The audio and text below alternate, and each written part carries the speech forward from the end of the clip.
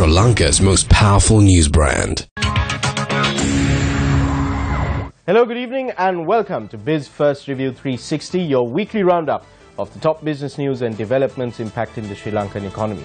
Now, the long-awaited report of the Presidential Commission of Inquiry on Treasury bond issuances is now out, and the public is eagerly waiting to see what happens next. We know that the Commission has recommended that up to 688 million rupees be recovered from former Central Bank Governor Arjuna Mahendran following his interference in the auction held in February 2015. The Presidential Commission report has also shed light on the extent of politicization in the central bank and has called for a probe into transactions of the Employees Provident Fund, or EPF, on the Colombo Stock Exchange since 2010. To talk about this and the IMF's help in restructuring the central bank, we'll be joined by Dr. W.A. Vijayawardena, former Central Bank Deputy Governor, and Faraz Shaukat Ali later on in the show. But first, a look at this week's top stories. The central bank, on behalf of the government, has called proposals from banks and investment houses to sell up to $2 billion in sovereign bonds in 2018. The issuance of sovereign bonds sold in single or multiple tranches and in US dollars with fixed coupon and medium to long-term maturities will be open for non-resident investors as well. The closing date for this proposal is the 23rd of January. Last December, Central Bank Governor Indrajit Kumaraswamy said he prefers to tap the international capital market early in 2018 to raise funds for debt settlement before the US Fed raises its interest rates further. The European Union Sri Lanka Joint Commission welcomed Sri Lanka's accession to the optional protocol to the Convention Against Torture, but said the government must implement zero tolerance for the use of torture and perpetrators swiftly brought to justice. The EU re-emphasized the need for Sri Lankan authorities to repeal the Prevention of Terrorism Act and replace it with legislation that is in line with international standards. Both parties welcome the Human Rights Action Plan and the acceptance of a majority of recommendations received during the third cycle of the Universal Periodic Review in November 2017 as evidence of Sri Lanka's continued commitment to reform.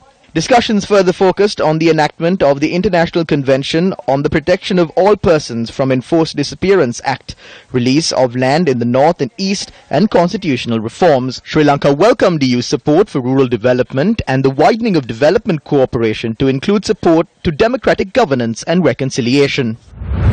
Under the project Power System Reliability Strengthening, the Asian Development Bank will give a grant of $1.5 million to Sri Lanka to hire 2 consulting firms to study power supply reliability and protection and preparatory due diligence.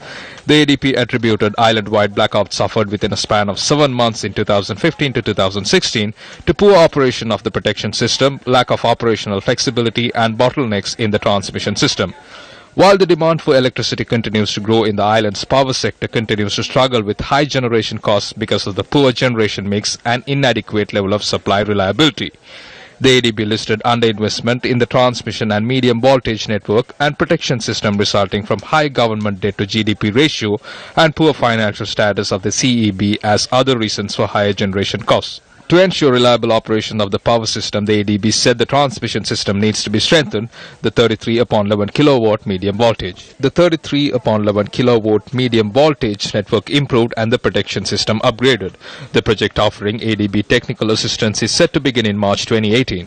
The ADB said these interventions will also help increase the absorption capacity of intermittent wind and solar power, which in turn will help achieve government targets of clean energy development.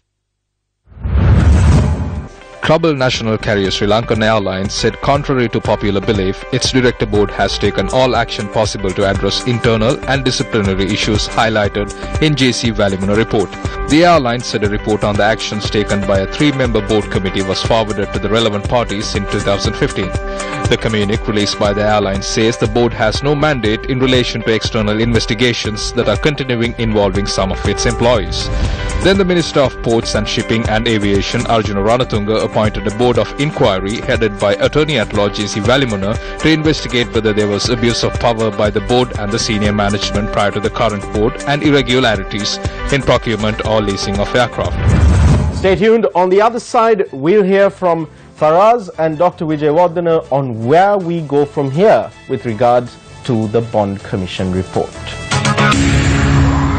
Welcome back to the show. Our special guest in the studio this evening is Dr. W.A. Vijayawardena, former Deputy Governor of the Central Bank of Sri Lanka. And interviewing him today is Faraz Shaukat Ali. Faraz, over to you. Hello, good evening and welcome to Biz in Focus.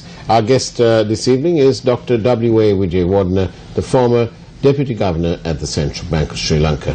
Very good evening to you, Dr. Vijayawardena. Good evening, Faraz. We're recording this several hours after the, let's call it the famous bond report has been out. And so there are some questions that arise as we see that. Have you read? Yes, I was able to read it, yes. Right. Leading the way really is this question. The Commission has said that they have evidence, or they've come across material that indicates that it is likely that there were sort of mistakes or some sort of scam that happened in 2008 to 14, and they have, because it's not part of their remit, they've suggested that a forensic audit or another investigation is done into that.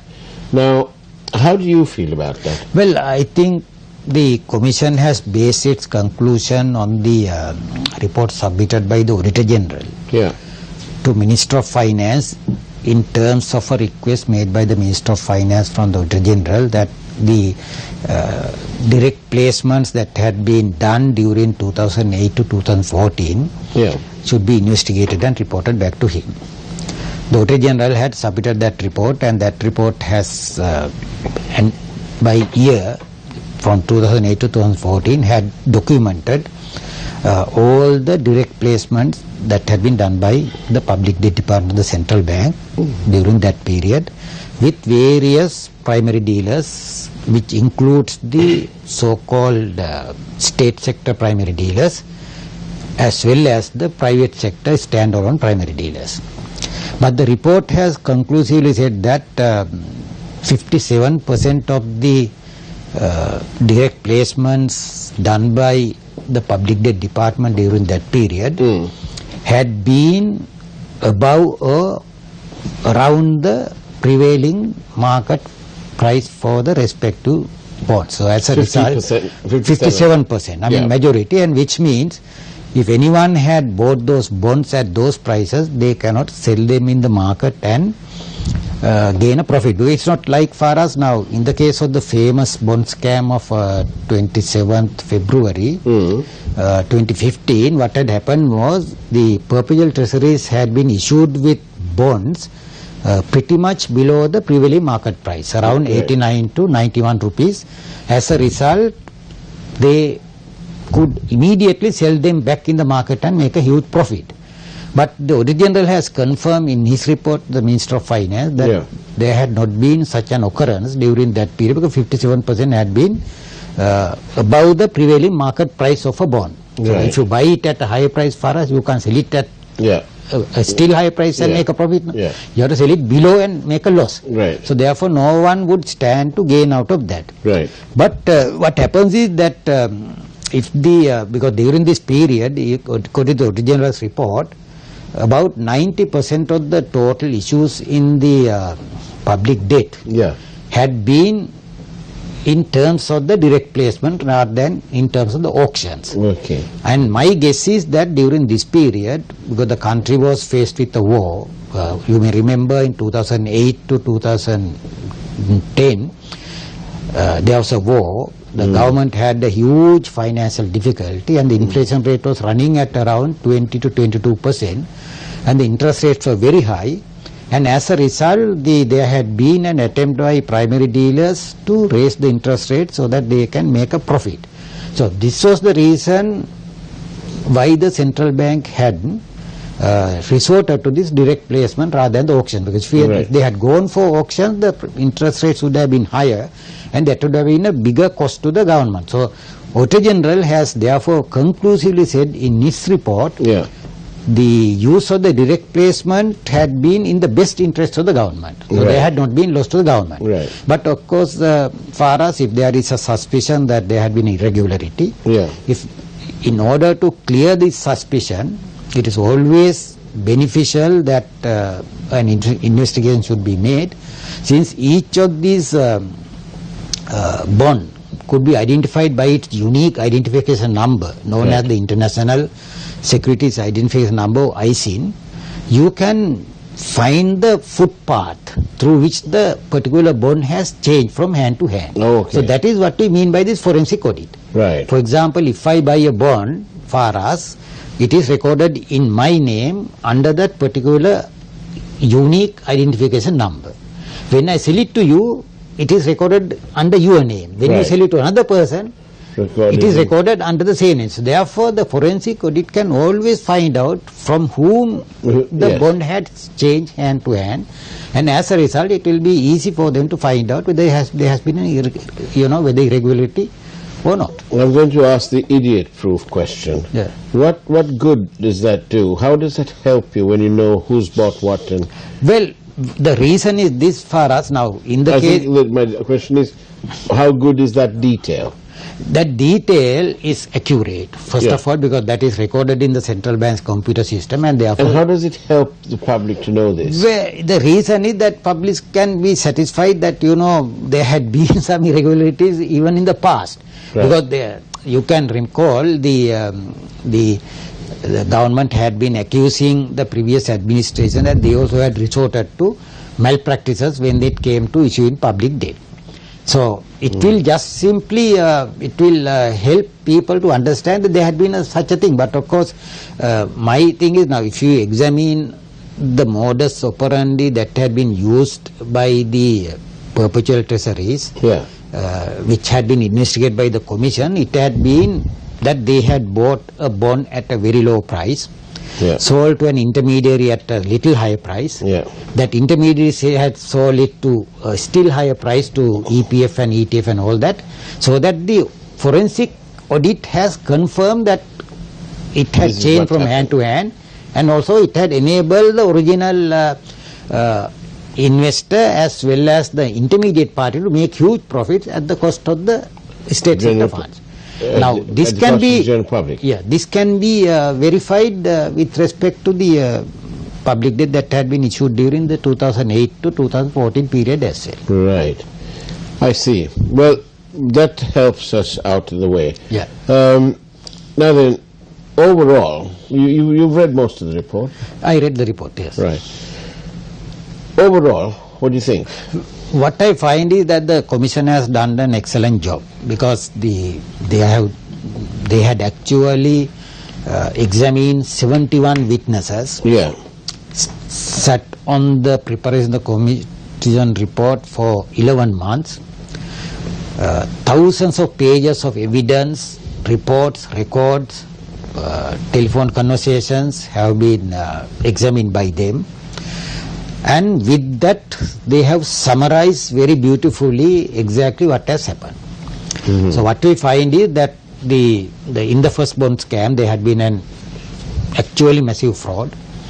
The second bond scam in 2016 also, there had been massive fraud, and they have identified that there had been inside information leaking from whatever the source to perpetual treasuries had been used by them. And finally, it has caused a loss to the government of Sri Lanka, and they have estimated the loss also. And they want to collect it from the perpetual treasuries, and also they have said the loss has to be actually collected from Mr. Mahendran also, who was the governor. Finally, you're retired now.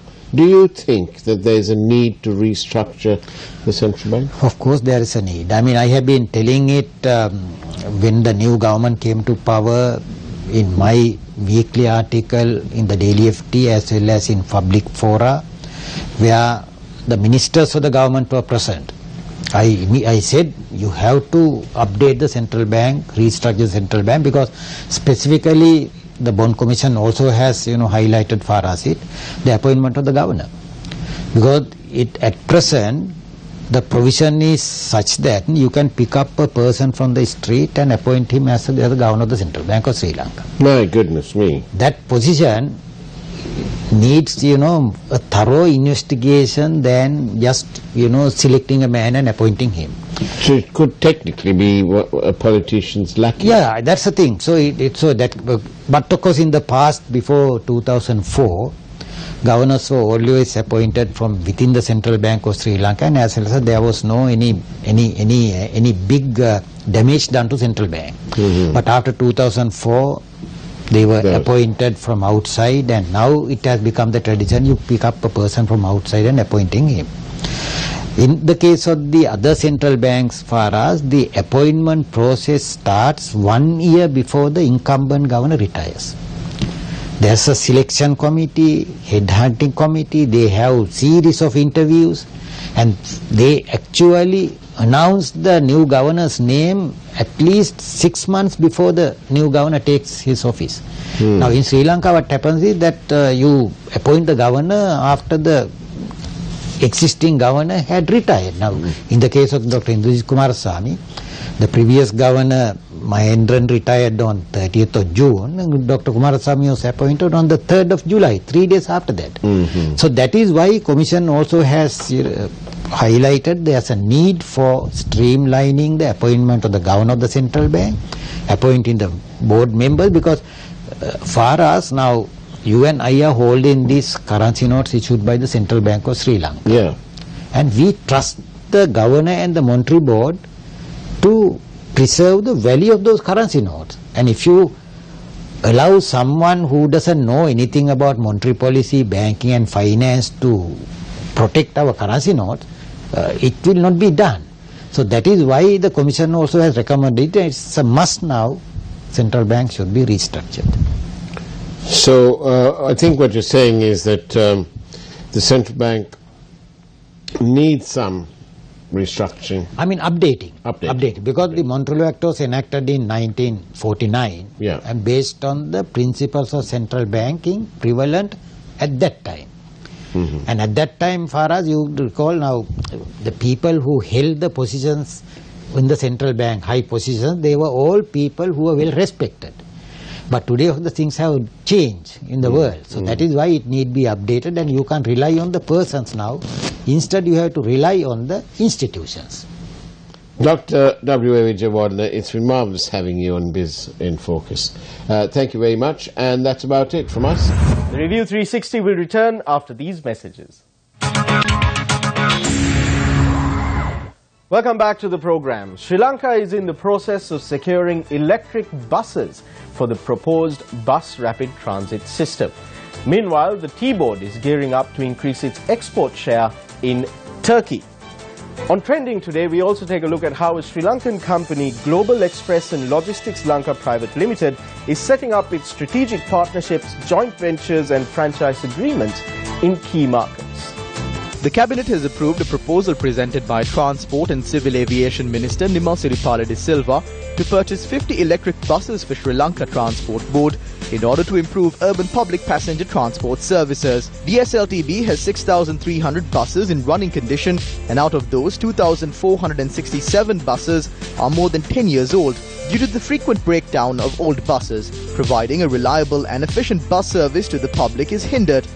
The SLTB needs 7,257 total buses to meet demand as per the timetable. Cabinet has approved a proposal to enter into an agreement on agricultural cooperation with Turkey, one of the main markets for Sri Lankan tea exports. The decision comes in the backdrop of efforts by the tea board to increase shipments to Turkey. The Russian Federation, being the #1 single country destination for Ceylon tea, accounts for 14% of Sri Lankan tea exports. Turkey has become the second biggest market, absorbing nearly 13% of the total Sri Lankan tea exports in year 2014, recording an annual growth of 40% compared to the year 2013. Global Express and Logistics Lanka marked 3 years in operation with a conference attended by regional partners and agents. Although a relatively young company, Global Express and Logistics Lanka has set up strategic partnerships, joint ventures and franchise agreements in selected regional markets.